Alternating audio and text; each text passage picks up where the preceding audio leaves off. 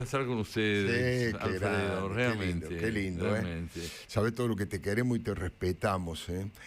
Una cosa, ¿vos cómo te, dicen ahora, te autopercibís? Porque me dicen, ¿qué es Santiago Cobar? ¿Es ensayista? ¿Es poeta? ¿Es traductor? ¿Vos qué ponés, por ejemplo, intelectual, escritor? ¿Qué ponés en la forma del aeropuerto? ¿Cómo te definís vos? Yo te Todo eso diría, junto. tal vez siguiendo un pronunciamiento tuyo, mi mundo es el mundo de las palabras. Yo soy un hombre de palabras, en Claro. plural. Este, Creo que el campo de la expresión es el que más me ha importado toda la vida, poder expresarme y tratar de llevar mis emociones y mis convicciones a través de la palabra. Lo resumo entonces en un término: soy un escritor. Un escritor, que eso es bastante cercano a todo lo que haces, ¿no? A Sí, todo lo que sí. haces. Escuchame una cosa, Santiago, ¿con qué estás en estos últimos tiempos? ¿Qué estás llevando adelante? ¿Con qué libro y con qué si estás siguiendo a los espectáculos que muchas veces hemos comentado aquí? Sí, más allá del trío de música de cámara y poesía con los que tenemos recitales periódicamente, estoy llevando adelante dos proyectos.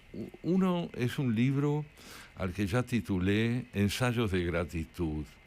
Son retratos de las figuras que me han conmovido y formado a lo largo de mi Oh, vida. qué linda idea, qué hermosa Sí, idea. algunos de ellos, desde Albert Camus hasta Hannah Arendt, el propio Emile Cioran, la figura de Fernando Pessoa, que siempre está presente en mi vida, y así es como voy tratando de generar una serie de retratos, de pensadores, de Borges Claro, naturalmente, claro. que me han nutrido, que me han alimentado, y quiero decirles gracias. Qué Y maravilla. quiero Es decirles una gracias. respuesta a las preguntas que la gente se hace. ¿De qué está hecho este personaje? ¿De qué está hecho Santiago Covaro? ¿Está hecho de todas estas cosas que vos te vas a agradecer? ¿Estás Sí, hecho? sí, a toda esta Es lo que gente te que... constituye, digamos. Sí, no hay duda alguna que es así, y espero también poder incluir algunos músicos cuya obra me ha acompañado desde chiquito, ¿no? Es decir, la obra de Beethoven. Sí. No pretendo ser un crítico musical, No, pero sí claro. dirigirme a ellos para decirles gracias. Qué lindo, qué Esa es la idea idea. brillante, qué idea Y el brillante. otro es un ensayo también, mientras mi poesía se va desplegando, escribo y escribo poesía constantemente. Claro. El otro es un libro de ensayo que yo llamaría de ensayos líricos, porque no tienen que ver estrictamente con un tema que podamos llamar objetivo o una figura que pueda ser claramente discernida. Ensayos que tienen que ver, por ejemplo, para darte una idea, con el cansancio. ¿Qué es el cansancio? ¿Cómo afecta de pronto una vida el cansancio? Y junto con eso, con ese tema, el tema de la voz. ¿Cómo son las voces? ¿Cómo las escuchamos? ¿Qué nos dicen? ¿Qué es lo que una voz anticipa del carácter de alguien? Pequeños textos donde la idea es indagar o transmitir la emoción de escuchar una voz. Impresionante. Bueno, muchísima gente que te admira, por supuesto, por tu profundidad, por tu actitud de profundizar cada vez el pensamiento, por tu lucidez. También te admiran por la voz. También dicen que Sí. tenés una voz. Bueno, de hecho, he ido a muchos espectáculos en donde vos recitás tus poesías, pero leí por ahí que decís, es como si las cantaras. Sí. Es tu forma, como no Sí. cantás, la cantás Como a no través de canto, entré por la puerta de al lado y entonces Claro. las digo. Yo creo que un poema es una partitura y la voz la tiene que ejecutar. Qué bueno. Sí, sí, sí. No es un texto que simplemente consista en significados a ser transmitidos como información. No. No, tienen una temperatura determinada y la voz tiene que registrar esa temperatura para que la transmisión esté garantizada por la voz, de modo tal que quien la escuche la densidad de una emoción. Es impresionante, me estoy totalmente de acuerdo. Y es más, yo creo, con perdón de la comparación demasiado salvaje, que los textos periodísticos también tienen una melodía. Pero no a cabe veces uno la duda. encuentra y a veces no. Uno se da cuenta. Escribo, no sé, hace 30 años, columnas periodísticas, y yo me doy cuenta cuando tienen una melodía, una armonía, y a veces no sale, no es tan sencillo porque hay que No escribir es todos los sencillo. días. Pero finalmente yo creo que el periodismo es una variante más del acto expresivo. Es decir, que si escribir es expresarse, hay un registro que es el periodístico. Uno advierte en un texto periodístico qué destino ha tenido la información en quien escribe en términos de emoción, Claro. en términos de percepción. Claro. La palabra escrita tiene su musicalidad y es preciso escucharla. Es maravilloso. ¿Querías decir? Ay, sí, Andrea? me dieron ganas de decirle gracias, porque como justo Santiago está hablando de la gratitud y acto seguido habla de las voces y de la importancia de la lectura y de la importancia del buen decir, en tiempos donde la inteligencia artificial avanza y copia Claro. voces, y en tiempos de redes sociales donde todo es a través de un teléfono y un celular, destacar que una voz y un buen decir es importante, No, y me pero- dieron ganas de decirle gracias. Para tu laburo, además, vos, es tu forma de ganarte la vida, los Claro, locutores. pero aquí vos estás tocando un punto muy importante. La inteligencia artificial, su voz, es una voz despojada de Sí, emoción. Claro, total, absolutamente. total. Metálico. Pero avanza, Santiago, ¿eh? Sí, no, cabe avanza en un montón de cosas. Sí, sí, la ventaja comercial que tiene de No, reemplazar sueldos. No cabe duda que sus atributos en muchos sentidos son muy positivos, Sí. pero la presunción de que podemos reemplazar la sensibilidad humana por la transmisión de información que genera la inteligencia artificial revela algo muy importante, y es que el hombre necesita más certezas de las que puede tener. Claro, y por eso gracias, porque además los locutores fuimos educados para ponerle emoción a un texto Claro. como el que Santiago estaba diciendo, un poema o un relato. Sí, Yo claro. trabajo los fines de semana a la noche con Nora Perlé Ah, y sí. muchas veces ella trae textos y verla trabajar a mí me genera siempre una emoción. Y ella le pone una carga Claro. de emoción a cada texto cuando... Tan cierto es lo que decís o lo que estamos conversando, que cuando uno es un buen melómano Sí. y le dicen, che, ¿te gustaría escuchar una sinfonía de Beethoven? Lo que dice el buen melómano es esto: ¿interpretada por quién? Claro. Claro, porque no es lo mismo un intérprete que otro. Sí. El intérprete decide el alcance de la partitura o el alcance del texto. Yo creo que esto es fundamental. De lo contrario, no hay transmisión. No hay transmisión, hay solamente comunicación de contenidos. De contenido. Qué bárbaro, interesantísimo la gran diferencia. Hay una anécdota tuya o una forma de contar que a mí me encanta, me parece divertido, porque mucha gente no te ubica por tu, digamos, densidad intelectual y la forma de expresarte cerca del fútbol, cerca del deporte, no te ubican. Y a mí me gusta cuando vos contás cómo te enganchaste en las tribunas con los torcedores en el Santos, en Brasil, cuando vivías en San Pablo. ¿Cómo te enganchaste con el ritmo que hacían las hinchadas, Sí, claro. ¿Cómo lo hacían con caja de fósforo y golpeando? Sí. No, golpeaban las cajitas de la hinchada en lugar de gritar, o también, Además de gritar. golpeaban sus cajitas de fósforo. Entonces el ritmo durante el partido era... Qué va.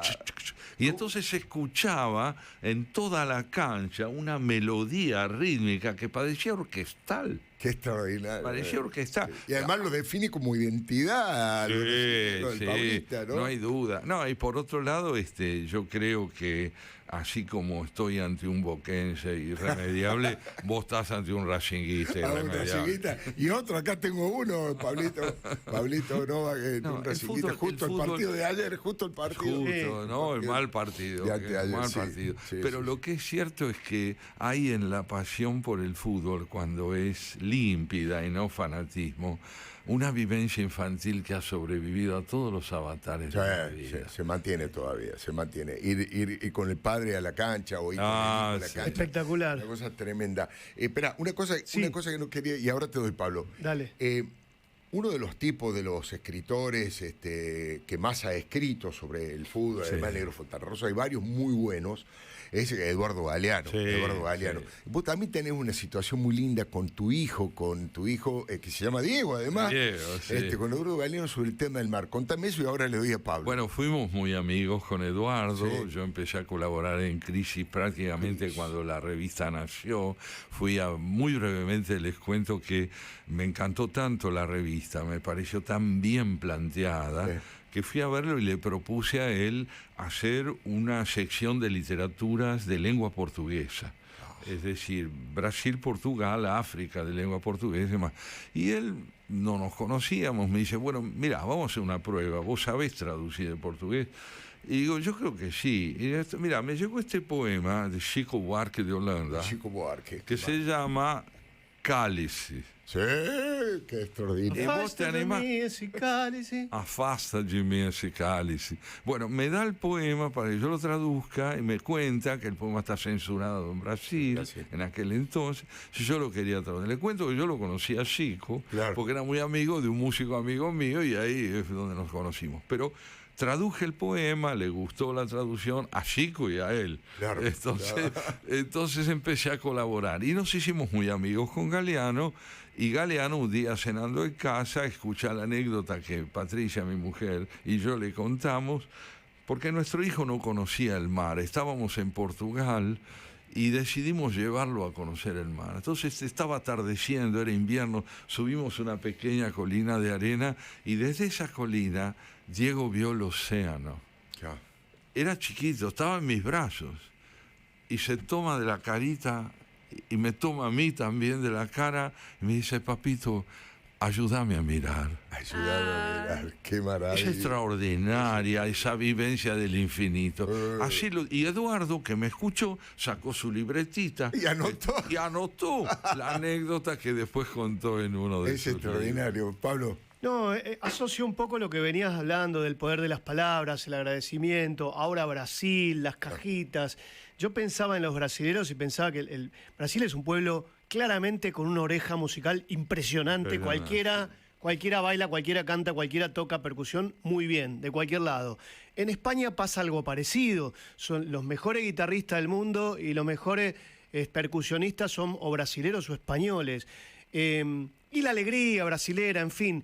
El argentino, ¿cuál sería nuestra identidad? Así como para Brasil es la alegría y la música. ¿Cuál sería la identidad nuestra? Creo que vamos por el lado también de la reflexión y las palabras. Sí, desde el punto de vista de las letras, si vos comparás las letras musicales de las melodías populares brasileñas con las nuestras, evidentemente el compositor o el poeta argentino en música tiende mucho más a una literatura de reflexión dramática que de reflexión lírica. Bastanguera, Sí. bastanguera. Sí. Y psicoanalizada también. Bueno, esto es anterior, qué sé yo. Maggi precedió al psicoanálisis. Sí. Claro, Pero lo que es verdad es que uno en las letras de tango encuentra un sentimiento donde el dolor carece de dulzura. Claro. En el dolor brasileño, el dolor carece de alcanza dulzura. a ser dulce. Claro. El brasileño es cierto. Qué diferencia extraordinaria. Es una entre diferencia los argentinos. muy importante. El dolor brasileño. Sí, es realmente. Tristeza nauta, en fin, felicidad. Felicidad, sí, pero eso está dicho con ternura. Claro. Está dicho con ternura. No hay una gota de resentimiento ni de un padecimiento que O remita sea, a somos la más realidad. resentidos los argentos. No, Bueno, no resentidos, es un resentimiento generalizable, pero, por ejemplo, el concepto de la mujer en la melodía brasileña es celebratorio. Sí. Claro. Entre nosotros tiende a ser más bien, en el tango por lo menos tradicional, expresión de un desengaño. Claro. Claro, Mi viejo sí. decía que en el tango hay 3 elementos: el hombre, la mujer y el marido. El hombre se va con la mujer y el marido hace un tango. Santiago, qué maravilla. Sí, parece que no es solo así, pero lo cierto es que las diferencias de temperamento asoman con mucha claridad. Yo recuerdo a muchos cantantes de tango brasileños, porque el tango tenía mucha fama y la tiene aún Claro. en Brasil. Y Piazzolla es muy admirado. Claro, muy eso es admirado. realmente tremendo. Allá en Brasil tuvo también muchísimo éxito. Estaba pensando, recién hablaba de Chico Buarque. Hay una poesía que me parece, digamos, una obra de orfebrería, una obra de arte maravillosa, que es Subió a la construcción como si fuese... Construcción. Terrible. El Es juego- tremendo poema. El juego de palabras es brillante. Canciones que te hacen llorar. Pero, Bueno, me recordás una anécdota deliciosa. Cuando Chico empieza a componer, deja la carrera de arquitectura. deja. la deja, y su familia, que era una de las más tradicionales de Brasil, la familia Buarque de Holanda, Buarque de Holanda. es una familia de 500 años. El padre de Chico fue ministro, además creo que fue ministro de Lula, del primer gobierno. Historiadores en la familia, en fin, intelectuales muy grosos. Sí, muy importantes. Entonces la familia no toma con mucho entusiasmo el hecho de que este chico deje de estudiar. Claro. Y se publica, sale a banda. Estava toda na vida, o meu amor me chamou para ver a... Bueno, sale esta canción, gana la popularidad que gana, y en un importante diario de Río, Globo, Carlos Drummond de Andrade, uno de los más grandes poetas, saca un artículo, una columna hermosa que se llama A música agora tem seu poeta. ¡Oh, qué bárbaro! Es un qué elogio respaldo. extraordinario a Chico Buarque de Holanda, porque él había introducido en la música esa sensibilidad, esas letras tan innovadoras que iban un poquito más allá de la bossa nova. Claro, ¿no? claro. Bueno, y la familia ahí tiene que reconocer que el apellido estaba a salvo, pero a través de una línea innovadora. Qué extraordinario, qué extraordinario. Escuchame una cosa. Vos decís que los Kovadlov vienen y la familia de tu madre y de la parte materna vienen de Odessa y de dónde más, de Kiev. De Kiev y de Odessa. Dos familias, la paterna también. Pero ¿tus padres son argentinos o no? Los padres son entrerrianos, fueron entrerrianos. Fueron entrerrianos. Sí. ¿Pero qué, con la inmigración de los gauchos judíos? No. Bueno, exactamente. El abuelo, mi abuelo, que combatió en la guerra ruso-japonesa, después es desertor del ejército imperial y emigra a la Argentina. Y va a Entre Ríos. Lo mismo pasa con la familia materna, ¿no? Y entonces ellos viven en Entre Ríos un tiempo, después papá y mamá por vías separadas vienen a Buenos Aires y la calle Florida los unió.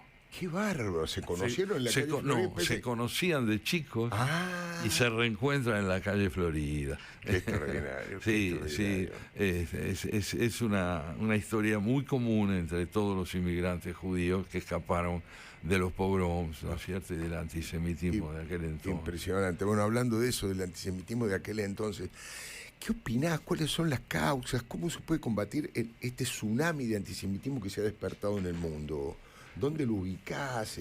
¿Cuál crees que es el origen? Obviamente va a haber multiplicidad de motivos, pero digo, ¿cuál es el que vos le das prioridad? Yo creo que el hombre que tiene propensión al fanatismo necesita caracterizar la realidad siempre en forma maniquea. Claro. Tiene que haber un bueno y un malo, un redimido y un victimario. Y tengo la impresión que rehuir la complejidad de los hechos es siempre una necesidad muy profunda del antisemita también. Claro. No solo de él, pero también de él. Entonces, en este momento, con el conflicto árabe-israelí, con la guerra que ha tenido lugar recientemente, la tragedia que ha significado esta guerra, hay una fuerte propensión a homologar lo judío a un Estado. Se puede discrepar con las políticas de un Estado, pero condenar a un pueblo homologando las políticas de un Estado a una actitud genocida es una falta de discernimiento y una decisión muy profunda de rehuir el pensamiento y el análisis. Yo creo que el antisemitismo, desde mi punto de vista, es indoblegable. Indoblegable, porque creo que quien lo practica necesita ampararse siempre en la certeza y el odio para poder presentarse a sí mismo como alguien redimido del mal por obra de su posición presuntamente justa. Claro, se siente clarito. Es interesante, o sea, es imposible de vencer. Yo creo en lo que puede ser combatido. Claro, acotado. Y la prueba la tenés con el auge de la extrema derecha, ¿no es cierto? En países que vuelven a reivindicar los ideales del nacionalsocialismo.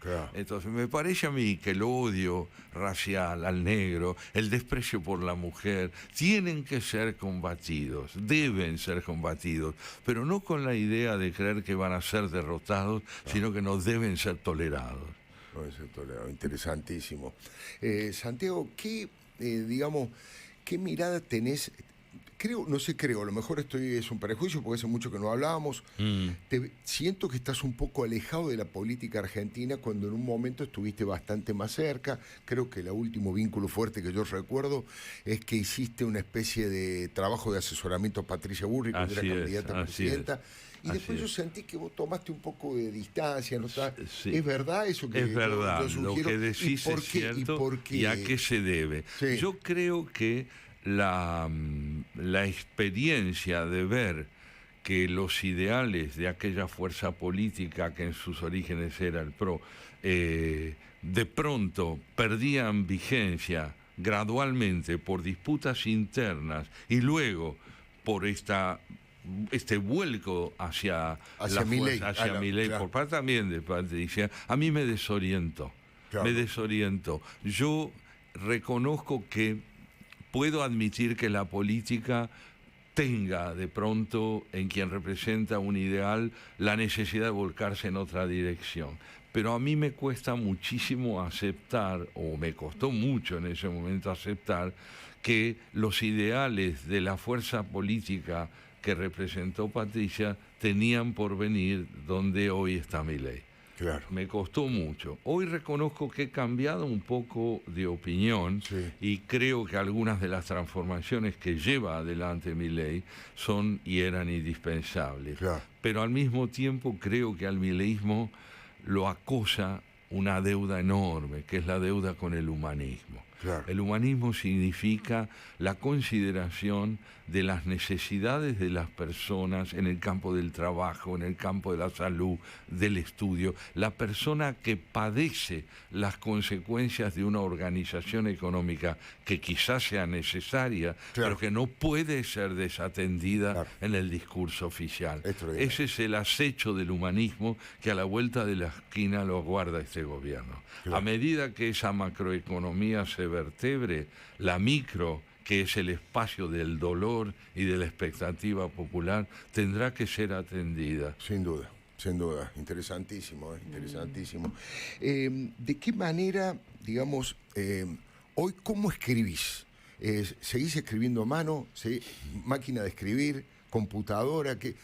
Sí. No te olvides que yo te regalé una máquina de escribir. Bueno, qué máquina. Me regaló, les digo a usted. Me regalé una máquina de escribir. Me regaló la viejísima, máquina de su abuelo. Extraordinario. Una máquina, pero es un tanque Panzer. ¿Olivetti o anterior? No, es anterior. Mucho anterior. Es un aparato verdaderamente inamovible. Pesadísimo. No, me lo hizo llegar de una manera casi inexplicable, que yo lo deposité a mi vez sobre una silla alta, porque es difícil de transportar. Claro. Pero yendo al núcleo de ese regalo, ¡qué regalo! ¡Qué regalo! ¿no? Sí, Qué la regalo. verdad. Terrible. Yo pensé, ¿quién es la persona que le va a dar más valor a esto? Claro, a la máquina de Pero escribir? Dije, con bueno, una carga emotiva, además. Santiago. Pero Tenía me ese trae plus. su historia con la tremendo. máquina de escribir. Tremendo. Y yo, de hecho, yo escribo a mano. A mano. Yo escribo a mano. El primer impulso es manual. Sí. Luego paso las cosas en la máquina, pero debo ¿Pero en la máquina de escribir o en la computadora? No, yo en la máquina de escribir. Máquina de escribir, ¿Saben cómo llamaba César Tiempo a la máquina de escribir? ¿Cómo? El pianito de escribir. El pianito. Y yo por ese sonido me muero. Ese sonido A mí me maravilloso. encanta el sonido del Acá, teclado. tecla y el- Y como no tengo apremio, no es que escribo Claro, porque una tenga- columna que tenés que publicar mañana. Claro. A veces sí, No, en tengo La un Nación. asistente que es formidable y pasa todo en limpio. Claro. Pero además me encanta el trabajo, yo diría pictórico, sobre la página. Qué lindo. Yo escribo las palabras y después tengo colores, rojo, verde, Claro. azul, voy corrigiendo a la manera de un asador, ¿no? Despacito y primero los chorizos y después vemos qué pasa con la carne. Y que el texto se vaya modelando despacio. Hago lo mismo con los poemas, ¿no? Me gusta mucho el trabajo manual y no habiendo podido ser un pintor, dibujo palabras. Digo, qué palabra. qué Santiago, maravilloso. yo tengo una pregunta, porque vos hablaste antes de Emil Cioran, y yo recuerdo leer a Cioran, me acuerdo el libro del inconveniente de haber nacido. sí. Cioran era un bajón, digámoslo, o sea, para mí, ¿no? Era un bajonazo todo lo que escribía. Y el poder de las palabras, creo yo, vos hablaste hace un rato de la gratitud, no se puede ser agradecido y estar triste al mismo tiempo, porque cuando estás agradecido estás como copado con la vida, ¿no? Si las palabras tienen tanto poder para bajonearte o para levantarte, ¿qué palabras te decís o nos podés decir si estamos bajón? Si estamos... Para Bajonados, atrás, estamos bajonados, depresivos. No, Viste que yo- la filosofía, la buena filosofía es, bueno, ¿cómo levanto de acá? ¿Cómo salgo? Solamente con palabras que te acaricien. Bueno, yo te voy a regalar un verso de Píndaro, un poeta griego del siglo VI antes de Cristo. Oh alma mía, no aspires a la vida inmortal, agota el campo de lo posible. Impresionante, Ay. impresionante. Para no rendirse, ¿no? Exacto. No, y es esta idea de que el verdadero optimismo no puede estar nunca asociada a un éxito total. Yo entre la felicidad y la alegría establezco una diferencia grande. Yo aspiro a estar alegre. Ser feliz es peligroso porque implicaría creer que uno ha alcanzado su meta. Claro. Una vez un diálogo muy lindo entre dos heterónimos de Fernando Pessoa, el ingeniero naval Álvaro de Campos y su maestro Alberto Caeiro, me recuerda algo que también puedo decirte. El discípulo Álvaro de Campos le pregunta, maestro, ¿está usted contento consigo mismo? No, le dice el maestro, no, estoy contento. Qué maravilla. En general, claro, está muy Qué bien. maravilla. Yo quiero saber algo. ¿Cómo es la relación de las nuevas generaciones con la filosofía? ¿Se están enganchando o con esto que hablábamos antes, con el manejo de las redes, el celular, la tecnología, lo dejan pasar un poco esto del Mira, pensamiento? Yo te diría que siempre la filosofía fue materia de atracción para minorías, nunca fue tampoco un Claro. campo que desplegara tanto interés como por ejemplo la psicología o algunas carreras más prácticas.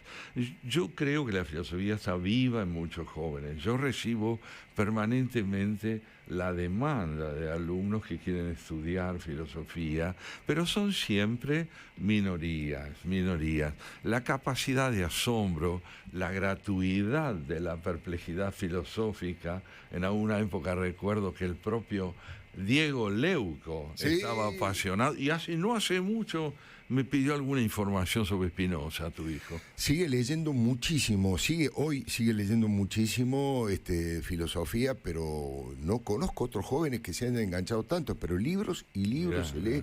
Es un especialista, se ha convertido en especialista en los estoicos. Ah, qué maravilla. Y adhiere muchísimo a la filosofía estoica. Qué Y maravilla. una vez nos prometimos hacer un curso sobre Spinoza los tres, Diego y yo, y con Dante. Nunca Pero- tenemos tiempo, una locura. Está bien, pero Spinoza es eterno. Es eterno. No va a Che, esperar. es como el tango, te espera, Spinoza te espera.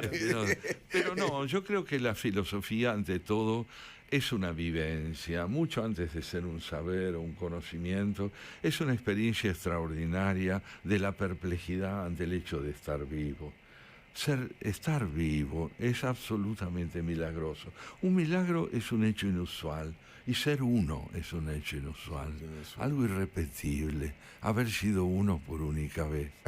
Qué maravilla. Bueno, hablando de ser único, ¿cómo definirías a Patricia? ¿Cuántos años hace que estás casado con Patricia?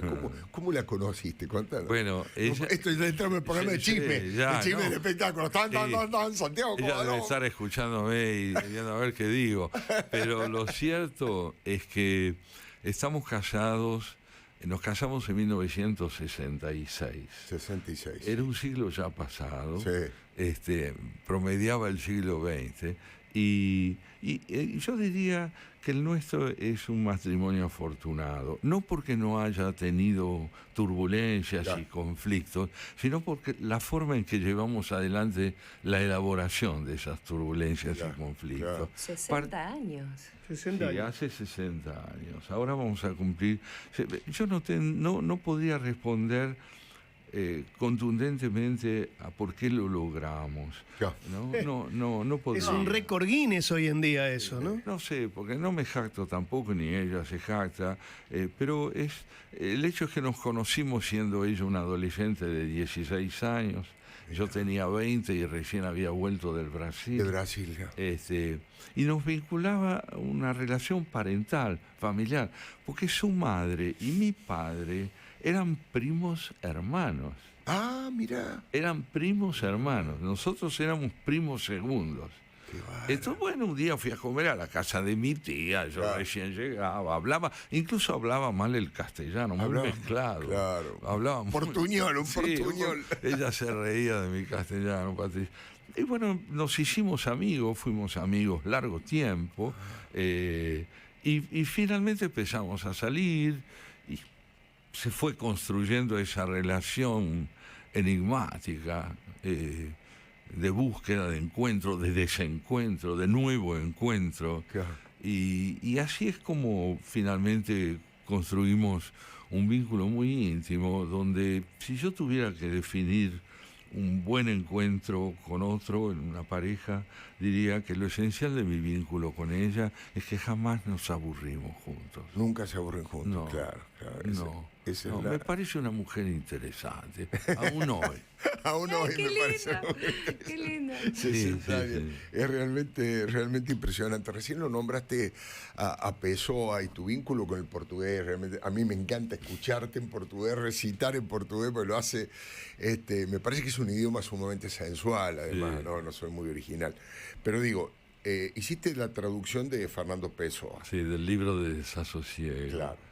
Eso, ¿él lo consultaste a él o él ya no estaba? Ya no existía. Ya no existía. Él murió en 1935. Ah, mira vos. Sí. Yo A pensé- quien sí conocí fue a su novia. A su novia. En 1985, en un congreso de pesoanos De Pessoa, ¿no? en Lisboa, Saramago me la presentó. Sí. Me dijo, vení, vamos a ir a cenar con la Ofelia novia. Queiroz. Y ella era una señora mayor, se jactaba de haber sido la novia. La novia de Pessoa. Claro, pero lo que ocurre en verdad es que ella sufrió mucho a su lado. Pessoa era un hombre muy difícil, Sí. de trato, en fin, muy áspero, Claro. y realmente la frustró mucho a ella. Nunca se quiso acercar excesivamente a ella, pero cuando ella supo que estaba de novia, digamos así, con un hombre excepcional como escritor, Claro. atenuó sus frustraciones con el hombre a secas. Con el nombre así.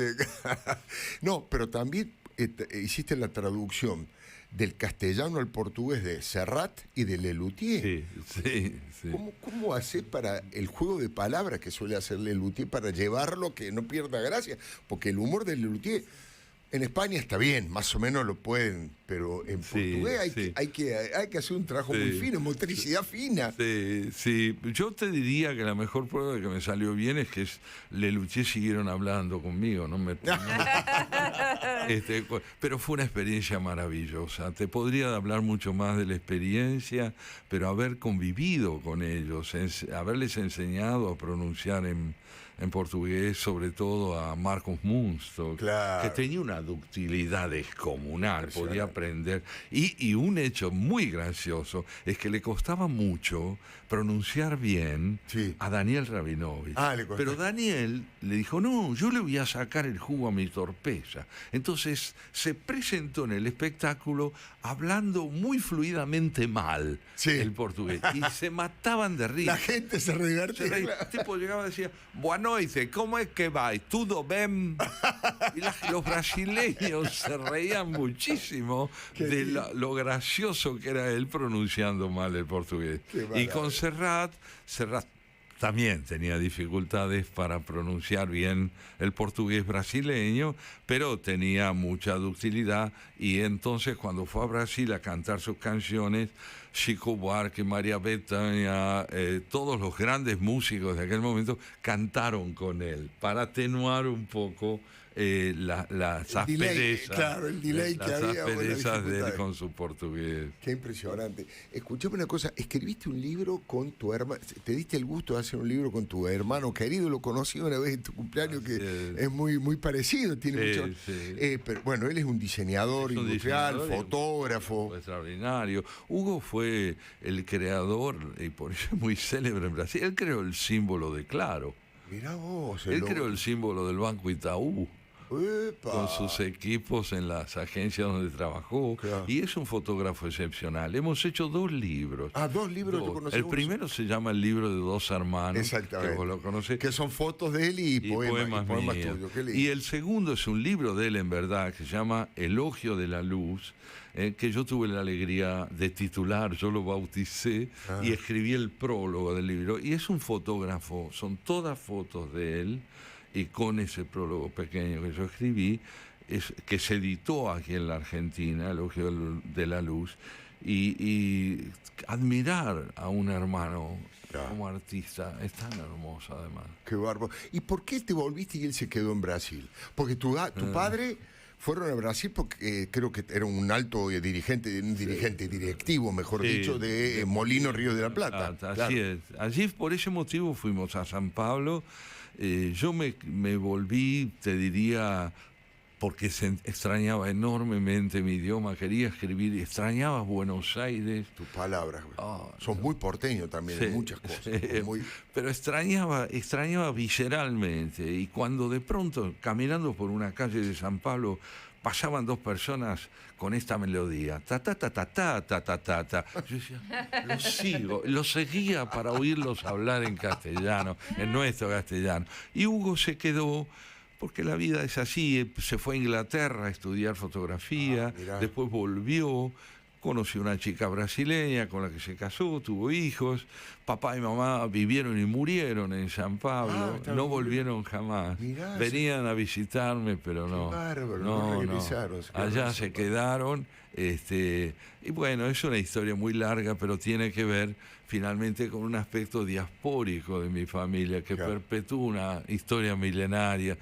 Mis padres vivían en Brasil, mi hermano está en Brasil, mis sobrinos son brasileños, mi hijo está en Londres, se casó con una holandesa, tiene hijos ingleses, la otra piba mía es española ahora porque vive en Barcelona, y la diáspora sigue. La diáspora viene del fondo de los tiempos. Yo te quiero por muchísimas cosas, pero por lo que más te quiero es porque aprendiste a andar a caballo en La Bola y en Córdoba. Eso, sí. Sí. Vivió en Córdoba el señor. No, y uno de los traslados de papá, antes de ir al Brasil, fue al Molino de la Bola. Y allí, claro, entonces llegamos y había que ir al colegio secundario. Yo había ingresado al Pellegrini, pero no fuimos. Entonces tenía que hacer el secundario en la Bola. Y claro, y nos lleva el chofer de mi viejo en un Taunus último modelo a la escuela de la Bulán. Y todos los chicos iban a caballo. Iban en carro a caballo. Y volvimos llorando a casa, decirle a papá, compranos un caballo. Porque todos los chicos van a caballo, no van en un Taunus con chofer. Y mi viejo nos compró a mi hermano un azabache espléndido y a mí una yeguita alazana divina. Y aprendimos en 3 días a andar a caballo. Y fue uno de los amores más grandes de mi vida, esa yeguita. Yo salía a galopar con ella al campo y de pronto ella paraba en el lugar que le parecía apropiado para pastar. Y yo me bajaba, me tiraba en el campo a mirar el cielo como Hudson, en allá lejos ya hace tiempo. Y el caballito era mi amigo. Fue muy duro dejarla. Mirá qué muy duro historia, dejarla. ¿no? Vos sabés que olvidé cómo la dejé. ¿De qué manera no querés cómo me despedí claro. de ella. Claro. Pero era un animal hermoso. Yo lo llamaba, venía y con su trompa acariciaba. Qué lindo, qué lindo. Me encantaría leerles algunos poemas. Vamos.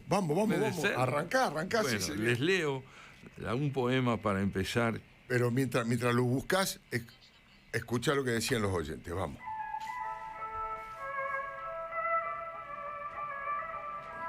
Hola Alfredo, ¿cómo estás? Te habla el verdadero Santiago Kovadlov.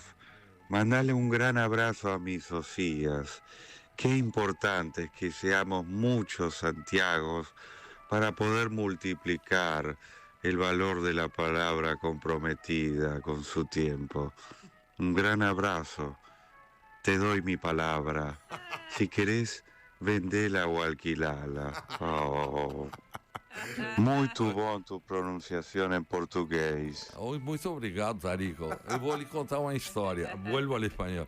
Un día subí un taxi Y entonces le digo al chofer, me lleva a tal lado, el tipo se vuelve y me dice, ¿usted cuál de los dos es? Qué bueno, qué bueno. Un verdadero talento, un genio, Tarico, que además de ser compañero nuestro, va a estar el próximo domingo aquí en tu lugar. Lo vamos a entrevistar. Vamos a charlar largo. Ahí voy a llamar yo por teléfono y le voy a decir, habla el falso Kovalov. El falso Kovalov. Bueno, te escuchamos entonces. Bueno, quería leerles un poema que se llama El campo. Crece ante las ramas del sauce solo este anhelo sin forma que siempre me dio vida. Ramas grises, altas y desnudas, verdad remota del campo mudo, luz de mi país hundida en el invierno quieto. Se fue el niño que las miraba, el hombre que las vio se fue, y a punto de irse anda el viejo que las mira. Libre de saber me iré y ebrio de voces, con el aroma de la tierra húmeda en las manos. Aquí fui lo que no sé y me habita, ya ni cenizas hay de mi madre. Disuelto va mi padre por el aire y solo mi memoria pobre golpea a su puerta cerrada.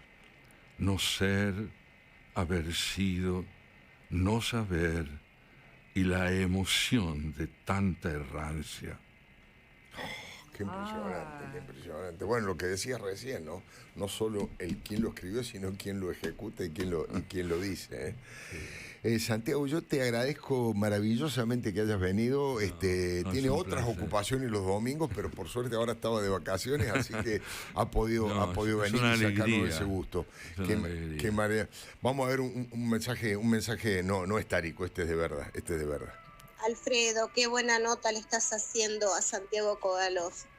La verdad, un placer escucharlo, conocimientos, experiencia de vida y con la tranquilidad que habla. Placer total, excelente el programa. Patricia de Chivilcoy. Hola, Diana de Palermo. La verdad que hoy domingo he completado mi felicidad. Solo escuchar a Alfredo, que lo estimo muchísimo todos los domingos, ya lo completo con Santiago Kovalov. Qué regalo, qué maravilla escucharlos. Buen día, Alfredo y equipo. Escuchar a Santiago Kovalov realmente es un bálsamo para el espíritu. Un abrazo para ustedes, Mimi de Villurquiza. Muchas gracias. Graciela de Castelar. Qué gusto escuchar al maestro Santiago Kovalov. Cuánta humildad, cuánto que deberían aprender de este gran maestro. Me gustaría saber qué opina de todos los legisladores que tenemos, de todos los papelones que hacen en el Congreso. Yo cuando veo esa actitud pienso en estos maestros y pienso, ¿qué dirán? ¿Cómo nos ven? Gracias. Bueno, gracias. No lo quiero comprometer con esa respuesta tóxica porque quiero que terminemos lindo, arriba, con todo. Bueno, tenemos 3 Dianas amigas con Santiago. Sí. Digo por Diana de Palermo. Diana Juan, Diana Cohen Agrés y Diana Sperling, ¿no? Sí, 3 mujeres espectaculares. Amigas de los dos. Sí, muy amigas. Santiago, un verdadero gustazo. Te vamos a aplaudirte tal como te recibimos. Yo también les aplaudo a ustedes y les agradezco de verdad lo que hacen. Bueno, muchas gracias. Muchísimas gracias, Santiago.